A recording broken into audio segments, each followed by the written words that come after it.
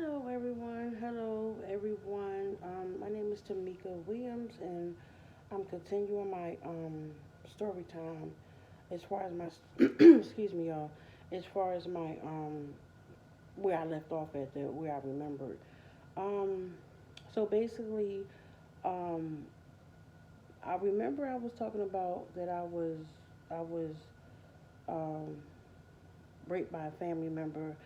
Um, and the last thing I remember talking about was that how I was the my me and my brothers were separated. We were separated, and we had to go with certain family members. And I remember going to my mother's house for the weekends or whatever, and my grandma, she used to help me, catch the bus and tell me what bus to get on or what bus, basically to get off or whatever.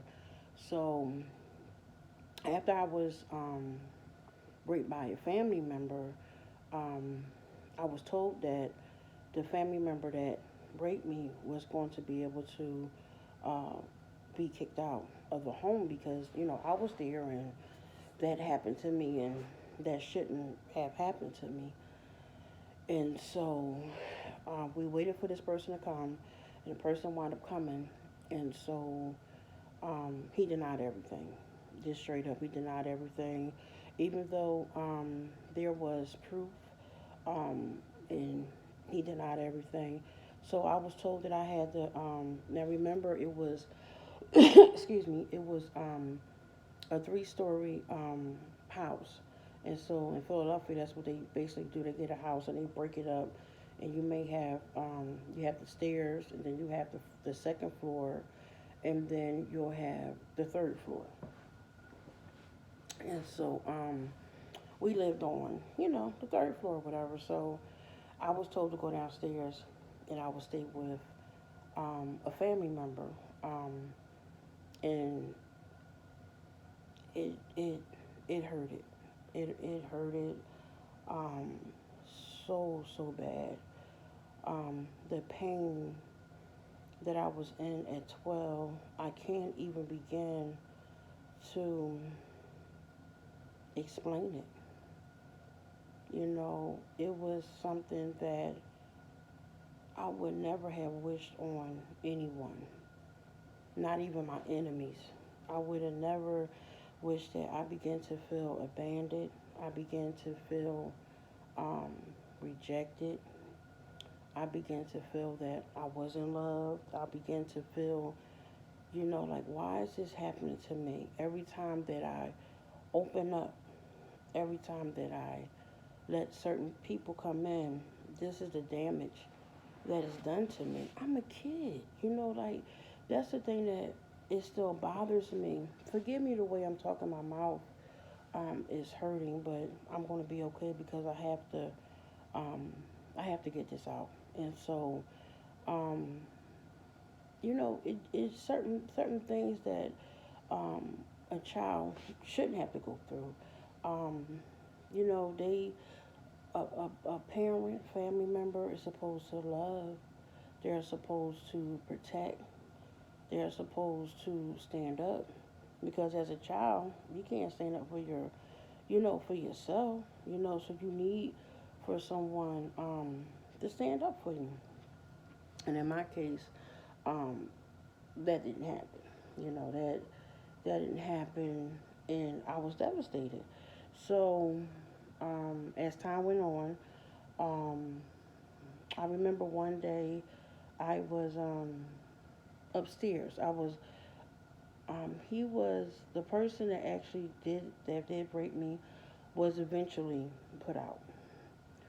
Um, and was told that he could not stay there because for the simple fact that he was he wasn't supposed to be there. That's just how it was supposed to be. He wasn't supposed to be there.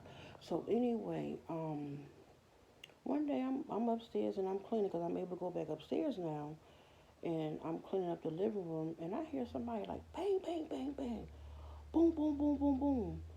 So I'm like, man, he kind of knocking kind of hard because I know that everybody had went out or whatever, like down the street or whatever, and to this bar, and So I run down the steps. I'm like, well, what's going on? So now I'm scared because I'm like, so excuse me. I go down the steps, and um, there are police officers. There's a bunch of police officers out there. So I'm like, wow, like did somebody do something? Like I know I didn't do nothing. And so the cops, when I opened the door, one officer scooped me out the way and was like trying to hold me, but I'm like, nah, let me down.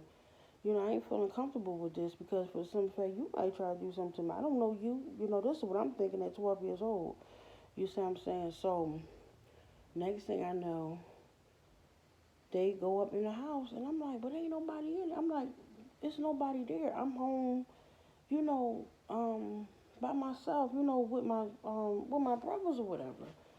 And so they went in the house, and on the second floor, they brought him out, and he was living in the living room, um, and it just so happened I passed him. I kept feeling like somebody was watching me or something because it was like dark back there, you know, and he was staying there, and he was paying money, yeah, to stay there, and that hurted. It's like, what in the world is going on? So, um, he goes to jail. They got evidence and proof that, you know, he did what he did to me. And so we wind up moving out of that apartment, and we wind up going like down the street to another relative home, whatever. Um, it was, you know, nice. It was a big place, you know. I guess you can say kind of spooky because ain't nobody didn't live there for years or whatever. But and and I was told that when the family member, he called, I better be respectful and I better uh, be respectful. If not, then I will get in trouble. So imagine somebody that just raped you and you got to answer the phone call. You got to um, be respectful. Because if you don't, so other words, if that individual call and I don't answer the phone with joy, or if I say something disrespectful, then I'm gonna get whooped. But he raped me. Mhm. Mhm. He raped me. But I still have to be respectful. I still have to show love. I still have to call him daddy. Mhm. So I did that, and like I said, no one ever asked me how she was doing. No one never said, "Are you okay?" You know, it was just like I felt like I was just this individual that you can just beat on, you can rape, you can molest, you can do whatever you want to because everything was swept under the carpet. No one, I had a couple people that was like watching out or whatever, but um,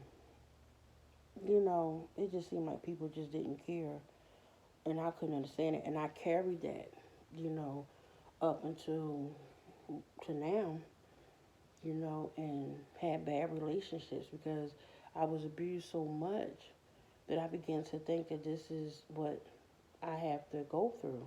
This is what the Lord wants me to go through because every time I turn around, I was being peed on, I was raped, I was molested, I was being physically abused, you know. Um, and so this is what I grew up thinking. Okay, so I found myself getting into these abusive relationships. I had one time um, where I've been choked because I wanted to leave. I had another time where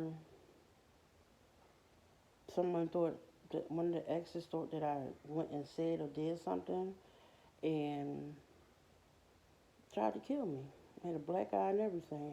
And I was a teenager then, so um So anyway, so when this individual got out of jail, I was removed from the home because it was either me or the individual. So you know that the individual got to be with the family, and I was sent to a group home. I can't mention the group home name, but it's in Philadelphia. It's definitely in Philadelphia. It's like let me see, Cheltenham, Cheltenham, Cheltenham Avenue. That's all I can tell you. I can't put the name out there or whatever, but it was a group home. It was nice, you know. We shared the room, you know. What else? We did our little chores. They took us out on many trips. Showed much love, and so one day, I happened to, excuse me, I happened to go to the mall. They would just go to the mall just to look around or whatever, and I seen a young lady, and she was on, I think she was on the right side or something. I'm not sure. And I kept saying, damn, she looks so familiar. And I'm like, do I know her? You know. So she began to walk towards me. I'm walking towards her, and she said, she called my name. Then I called her name, and she said, "Oh my gosh." She said, "It is so good to see you." She said, you know, we were just talking or whatever, and we exchanged numbers and told me where, you know, grandma lived and stuff like that. So from the group home, I got permission to go for a weekend at grandma's house. So I'm like, Dad, this is my dad's people. I'm feeling love. Grandma, she always loved on you. She always encouraged you, and she always took care of us. We were spoiled, to be honest with you.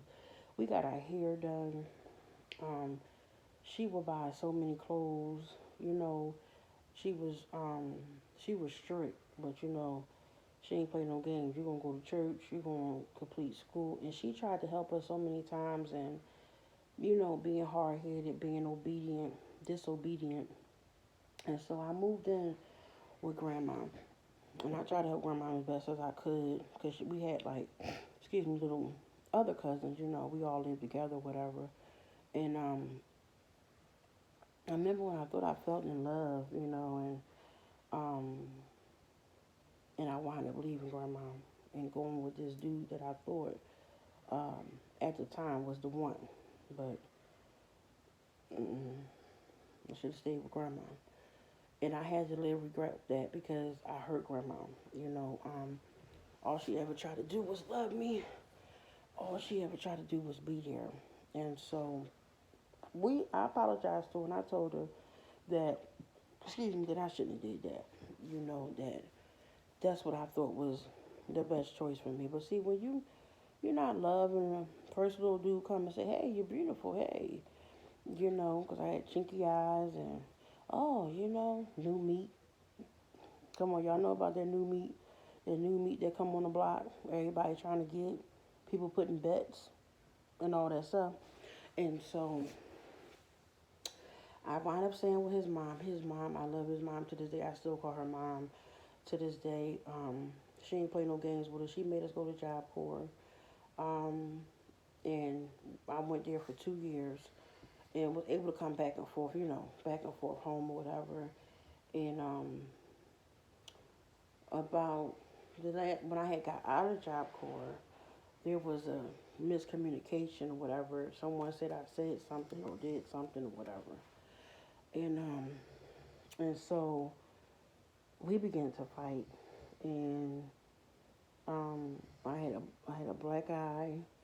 Um, I was messed up, you know, even though I was trying to fight back, but and after that, um, I went to go stay with, I call her my sister, but I look at her as my best friend.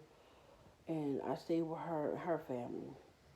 And they were there. They were there. The mom, God bless her soul, I won't mention her name, but she helped me so much. Even when I had my first child, I used to go down there. I used to go down there and visit. And next thing you know, she would come downstairs and get my oldest daughter and go upstairs in her room and keep her up there all day. I I'm like, Mom, come on, I gotta go. Give me back my check. Look, y'all go do what y'all gonna do. Go have fun. When you ready to go home, you can come and get her. So she would keep my oldest daughter up there, um, all day or whatever. So, um, after I got out that one relationship, I wound up getting into another relationship. Um, and I wound up being in a relationship, and it wasn't supposed to turn into a relationship. It was actually supposed to turn into a booty call. I'm just gonna be honest with y'all.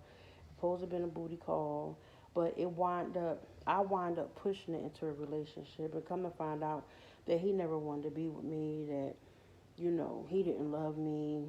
Um, um, Actually, he was playing me against uh, one of my friends I call Little Sis, which is I said my best friend, little sister. So we always call each other sisters and stuff like that.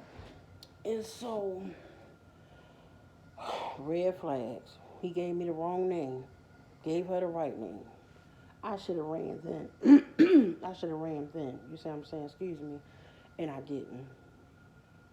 And so, wind up saying, you know, he was good, as far as gift, I guess you call them guilt gifts, you know, he was good for that, but he was out there cheating and doing all kind of stuff. And I'm trying to make things work because see, when I was growing up, I had my godfather, which he treated me as his daughter. I never really wanted for nothing. My mom had been in relationships with dudes where they would, buy me clothes and stuff like that. And so I didn't grow up with my biological dad. So that's what I wanted for me and my kids. But in the process, I'm choosing these wrong dudes. Instead, instead of letting the Lord choose them, I'm choosing myself. Every time I turn around, I'm in a situation that the Lord has to get me out of. You understand? So, he didn't love me. He don't even have a relationship with my oldest daughter now. My daughter's beautiful, and so that's his loss. So after I got out of that relationship, I wound up getting in a relationship with a guy that was like 7 years older than me. So I'm like, yes, because this is maturity and this and he was good. Me and my kids didn't want for nothing, but there were bad sides. There was um, a lot of mental abuse. Putting me down and out there cheating and drugging and doing all kind of stuff. And after so many years, I just got tired. If y'all hear noise, don't worry about it. I have grandkids and I have kids that's in the home, so don't worry about it. Let me make sure I got this turned up though.